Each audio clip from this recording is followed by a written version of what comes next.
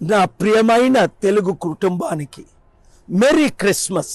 2024 సంవత్సరాల క్రిందట యేసు ప్రభు దేవుడు ఈ లోకానికి మానవుడిగా వచ్చి నీ కొరకు నా కొరకు మానవులందరి కొరకు ప్రాణము పెట్టి 3 దినాల తర్వాత తిరిగి లేచి 40 రోజులు ఈ లోకంలో ఉండి 532 మందితో కలిసి వెళ్ళండి, సర్వలోకానికి వెళ్ళి శాంతిని ప్రకటించండి.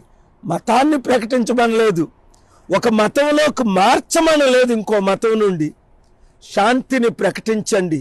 నేనే శాంతి, నేనే మార్గం, నేనే సత్యం, నేనే జీవం, నా ద్వారానే తప్ప ఎవరును పరలోకము రారు అని ప్రభు చెప్పిన మాటలు ఈరోజు గుర్తు చేసుకుందాం. కానీ చూడండి, ఈరోజు ప్రపంచంలో శాంతి ఉందా? లేదు. నెమ్మది ఉందా? లేదు. కుటుంబంలో గొడవలు, తల్లిదండ్రులకి పిల్లలకి గొడవలు, అత్త మామల మధ్య గొడవలు, కమ్యూనిటీలో గొడవలు, వీధిలో గొడవలు, రోడ్ల మీద గొడవలు, అసెంబ్లీలో గొడవలు, పార్లమెంట్లో గొడవలు, దేశాలకు మధ్య గొడవలు. 197 దేశాల్లో ప్రతి దేశం ఇంకొక దేశంతో, భారతదేశం చుట్టూ ఉన్న దేశాలతో భారతదేశానికి గొడవ, పాకిస్తాన్తో గొడవ, మియన్మార్తో గొడవ, బంగ్లాదేశ్తో గొడవ, Iraq, Iran, Syria, Libya, Sudan గొడవలతో కోట్ల మంది చనిపోయారు. రష్యా, యుక్రెయిన్ గొడవలతో లక్షల మంది చనిపోయారు. శాంతి, రండి నా దగ్గరికి, నేను శాంతినిస్తానని ప్రభు అంటే యుద్ధాలే యుద్ధాలు.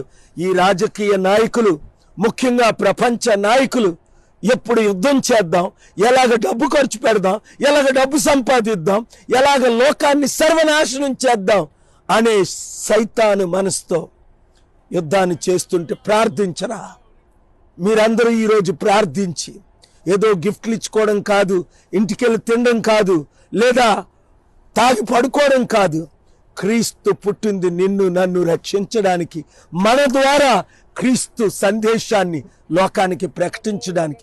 ఈ మెసేజ్ వింటున్న వారందరూ ఈ మెసేజ్ని అనేక మందికి పంపించి, క్రీస్తులో మీరు, మీలో క్రీస్తు అనగా ప్రభువా నా హృదయంలోకి రా, నా మనస్సులోకి రా, నా జీవితాన్ని మార్చు.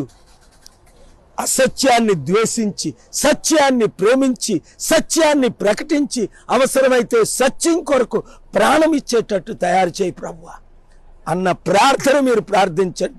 ఈ మెసేజ్ మెరీ క్రిస్మస్ అని అందరికీ హృదయంలో క్రీస్తు వచ్చేటట్టు 10 మందికి 100 మందికి చెప్పండి. God bless you. Merry Christmas.